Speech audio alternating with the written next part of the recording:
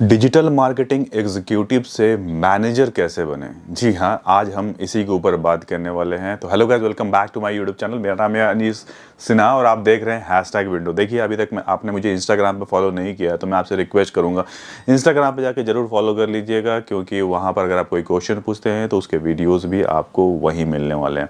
तो चलिए स्टार्ट करते हैं ये वीडियो। देखिए, कई लोगों के ये सवाल थे कि एग्जीक्यूटिव अभी हूँ मैं, मैनेजर बनने में कितना टाइम लग जाएगा, मैनेजर अगर बन गया तो सैलरी कितना मिलेगा और क्या काम करना होता है मैनेजर को। इन सारी चीज़ों के बारे में थोड़ा आप हमें जानकारी दीजिए और इसके बारे में बताइए। देखिए, जब भी मैं कोई वीडियो बनाता हूँ ना, उसमें कोई स्क्रिप्ट नहीं होता। मैं जो भी बातें करता हूँ वो रियल लाइफ को लेके बात करता हूँ। जितने भी मेरे फ्रेंड्स हैं, जो मैं फील करता हूँ, जो मैंने एक्सपीरियंस किया हुआ है इतने सालों तक कि कितना टाइम लगता है, या जो मेरे अंडर ग्रो हुए हैं उनको मैनेजर बनने में कितना टाइम लग गया, क्योंकि मेरे अंडर लगभग 20-25 लोगों की टीम है। अब वो भी किसी किसी न एजेंसी या कंपनी में जाके वो काम करते हैं, तो वहाँ ग्रो होते हैं और ग्रो होके वहाँ पर उनको प्रमोशंस मिलता है। तो वो मुझे बताते हैं कि हाँ, हम इतने सालों में हमने ये पोस्ट पर आ गए, इस पोस्ट पर आ गए, इस कंपनी में काम करें, उस कंपनी में काम करें। तो लोग लगातार शेयर्स करते रहते हैं मुझसे। तो इसीलिए एक ओवरऑल मुझे ना हमेशा इस डिजिटल मार्केटिंग इंडस्ट्री का एक बहुत ही अच्छा आइडिया हो जाता है। तो इसीलिए मैं काफ़ी जुड़ा हुआ रहता हूँ, बहुत सारे इंटरव्यूज़ भी मैं देता रहता हूँ और जानता रहता हूँ कि भाई क्या चल रहा है मार्केट में। तो ये इसीलिए मैं आपसे इतना खुल के बात कर सकता हूँ और इसीलिए मैं खुल के ही जवाब देता हूँ। कोई स्क्रिप्ट नहीं होता है। कभी भी आपने मेरा कोई भी रैंडमली कोई वीडियो उठा लीजिएगा, आप देखिएगा कि कोई स्क्रिप्ट नहीं होता है। ये बंदा अपने मर्जी से ही सब कुछ बोलता रहता है।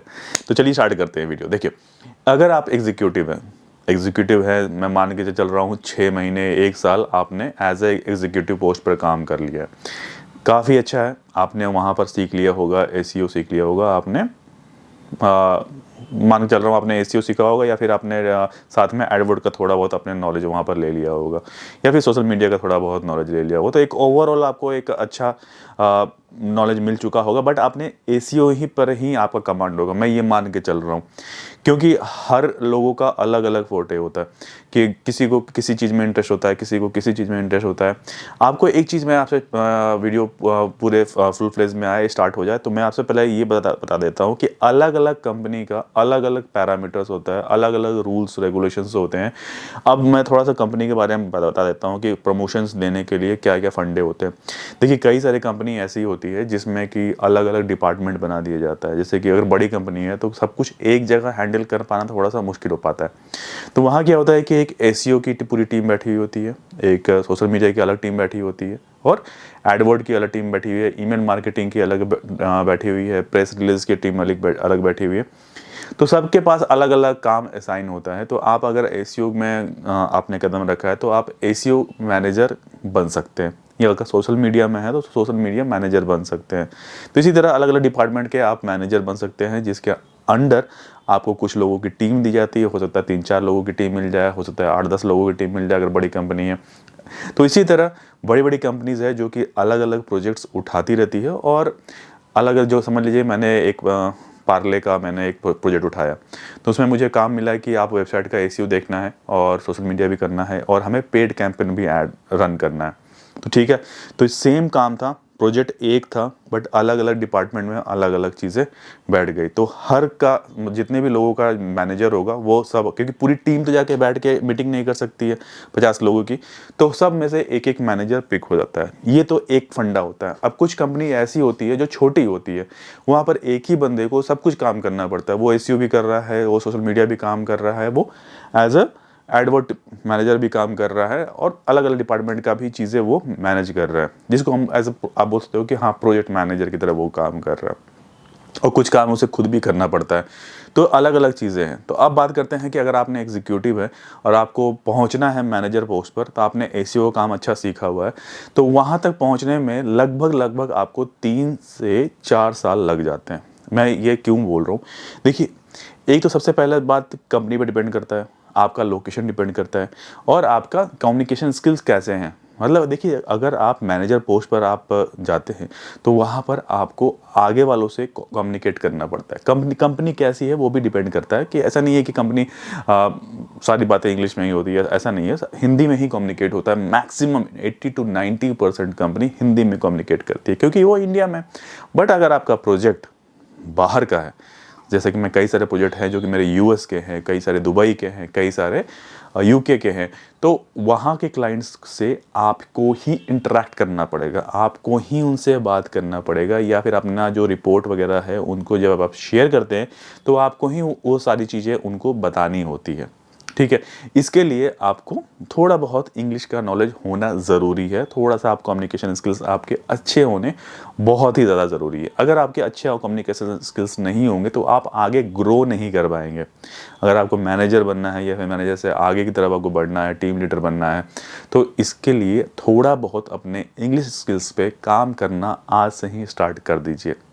डिजिटल मार्केटिंग में एक टाइम आता है जब आपको आपके कम्युनिकेशन स्किल्स के वजह से ही आपको प्रमोशंस मिलती है। ठीक है, वहाँ पर पैसा आपको अच्छा मिलता है। ट्रस्ट मी, ये बहुत ज़रूरी है। क्योंकि अगर आप चाहते हैं कि आप प्रोजेक्ट लीडर बने, आप टीम लीडर बने, और आप डायरेक्ट बात कर रहे हैं ओनर से कंपनी के, या फिर आप डायरेक्ट बात कर रहे हैं क्लाइंट से, तो आपका कम्युनिकेशन स्किल्स और जो कॉन्फिडेंस है ना, वो थोड़ा ना कहीं लैक नहीं करना चाहिए, और रहना चाहिए कि हाँ, आप किसी से भी कभी भी बात करने के लिए तैयार हैं, हर मीटिंग के लिए आप तैयार हैं। ऐसा ना हो कि आपके हाथ पांव फूल जाएं, आप डर जाएं कि भाई आप पता नहीं ये लोग हमसे क्या पूछ लेंगे। और जनरली अगर एजेंसी हैं और समझ लीजिए कि आपके पास डिजिटल मार्केटिंग की टीम है, और जो सामने वाला ने जो वेबसाइट डेवलपमेंट का काम किसी और को दिया हुआ है, किसी और एजेंसी को दिया है, तो उस एजेंसी से भी बात करने का जो काम होता है ना, वो आप ही का होता है। कि आपको अगर कोई काम प्रोजेक्ट पर काम करवाना है, तो आप उनसे बात करके उसे फिक्स करवाना, उसे करवाना, ऑन पेज एक्टिविटी करवाना, जो भी चीज़ें आपको चाहिए ना, वो आपको उनसे बात करके वो चीज़ें करवानी पड़ती है। ऐसे काम नहीं चलता।